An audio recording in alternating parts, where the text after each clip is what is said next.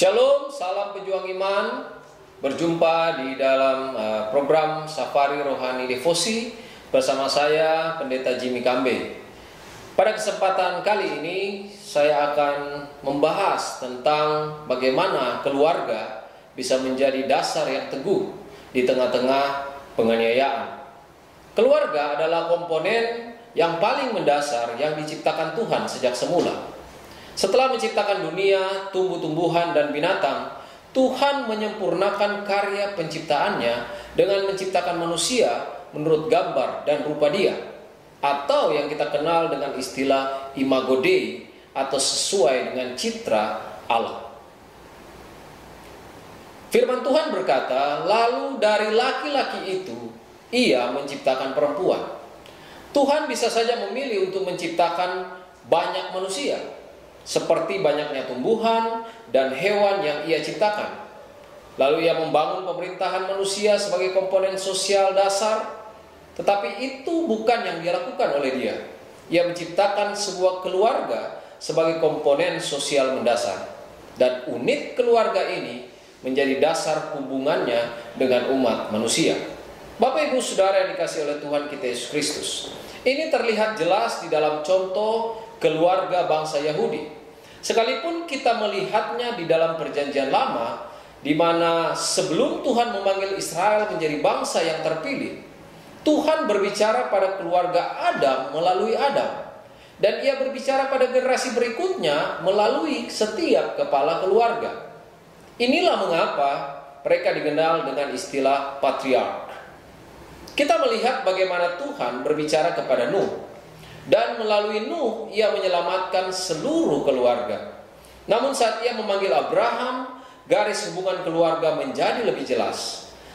Tuhan membuat perjanjian khusus dengan Abraham yang berlaku bagi keluarga dan keturunannya. Tuhan bahkan mulai memanggil dirinya sebagai Tuhan dari Abraham, Ishak, dan Yakub, mengaitkan jati dirinya dengan keluarga yang bertumbuh ini. Saat Tuhan memberkati Yakub dengan 12 putra dan mengganti namanya menjadi Israel, sebutan anak-anak Allah mulai dikenal sebagai anak-anak Israel. Ketika Musa lahir 400 tahun kemudian, keeratan keluarga Yahudi atau Ibrani terlihat jelas melalui resiko yang diambil oleh orang tua Musa untuk menyelamatkan kehidupan Musa. Saat Musa menjawab panggilan Tuhan untuk memimpin umatnya keluar dari Mesir, saudaranya Harun, saudarinya Maryam, dan bahkan ayah mertuanya Yitro dipakai oleh Tuhan untuk mendampingi Musa. Di padang belantara Tuhan menurunkan perintahnya kepada Musa, dan di dalamnya terdapat satu bagian yang disebut oleh kaum Yahudi sebagai Shema. Ini bisa kita lihat di dalam Ulangan 6 ayat 3-9, Ulangan 11 ayat 18-21. Bagian ini secara khusus membahas tentang keluarga dan berbagai tanggung jawabnya. Termasuk di dalamnya adalah pernyataan tentang siapa itu Tuhan, perintah untuk mengasihi Tuhan dengan segenap hati dan bukan hanya di permukaan saja, perintah untuk mengajarkan secara tekun kebenaran-kebenaran ini kepada anak-anak mereka, dan bahkan menekankan semua pengajaran dengan pengingat yang terus-menerus.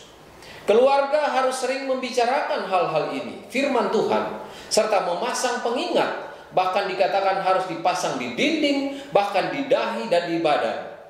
Hal ini kita kenal dengan istilah tefilin di dalam bahasa Ibrani, atau juga dikenal dengan sebutan filakteris. Apa itu filakteris? Ini adalah sepasang kotak kulit berwarna hitam berisi gulungan perkamen dengan tulisan ayat Alkitab di dalamnya.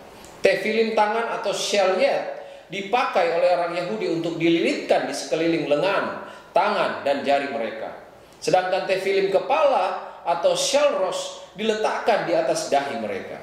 Jadi pada intinya firman Tuhan harus senantiasa tinggal di tengah-tengah mereka. Bapak Ibu Saudara yang dikasihi Tuhan, pesta-pesta Yahudi juga dimaksudkan untuk memperkuat keluarga dan mendekatkan mereka pada Tuhan sebagai unit penyembahan. Misalnya pada event Paskah, secara khusus ayah diangkat sebagai imam di dalam keluarga. Setiap ayah diperintahkan secara keras untuk meneruskan tradisi ini kepada putra tertuanya dan seterusnya sampai lintas generasi. Sepanjang sejarah bangsa Israel, mulai dari kemah suci hingga kuil hingga sinagoge, keluarga bertahan sebagai komponen mendasar penyembahan dan kesetiaan. Di banyak komunitas di seluruh dunia, di mana jumlah orang Yahudi tidak cukup banyak untuk membangun sinagoge, atau generasi antisemitisme terlampau kuat sehingga tak mungkin beribadah di tempat umum, keluarga Yahudi dan Yudaismenya tetap bertahan. Pengajaran Perjanjian Baru tentang keluarga diserap dari pengajaran Perjanjian Lama dengan sejumlah tambahan.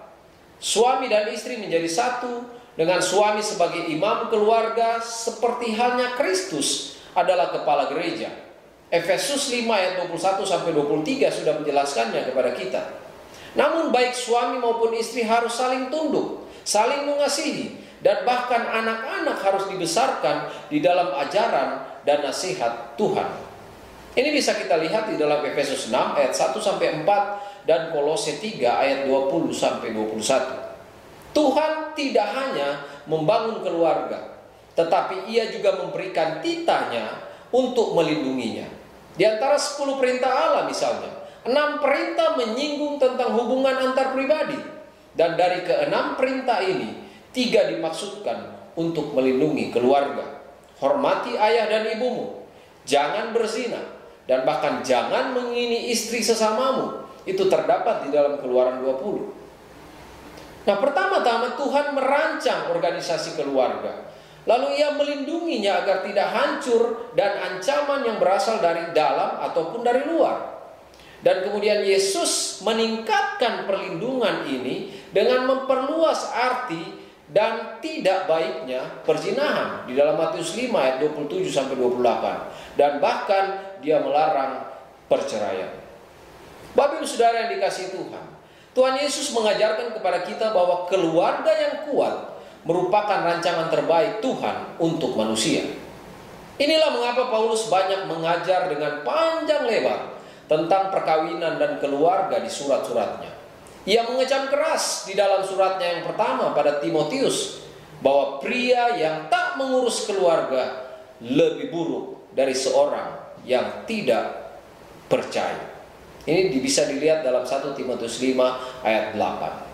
Jadi Bapak Ibu Saudara yang dikasihi Tuhan, yang terakhir, mengapa keluarga sangat penting bagi Allah? Alasannya karena 1, keluarga merupakan institusi pertama dari karya penciptaan.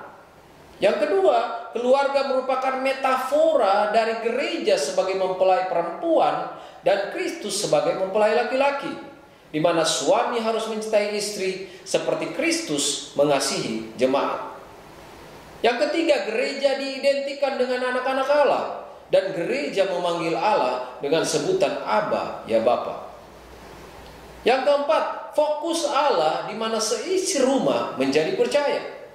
Yang kelima, keluarga juga sebagai arena latihan. Latihan untuk apa? Latihan bagaimana mengepalai dan bagaimana mengurus jemaat, dan bahkan bagaimana tanggung jawab menyediakan kebutuhan keluarga.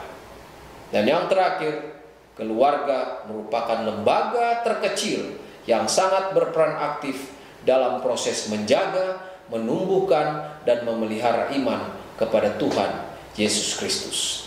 Jadi Bapak Ibu Saudara yang dikasihi oleh Tuhan kita Yesus Kristus, keluarga kuat menjadi keluarga yang tangguh menghadapi apapun bentuk-bentuk penganiayaan, bentuk-bentuk penderitaan, atau problematika hidup yang ada di dalam kehidupan kita. Corrie ten Boom berkata dalam satu statementnya, dia katakan begini: never be afraid to trust a known God. God. Oke.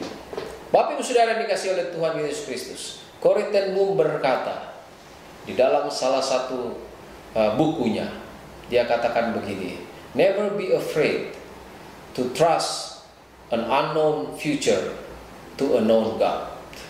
Terima kasih, Tuhan Yesus memberkati.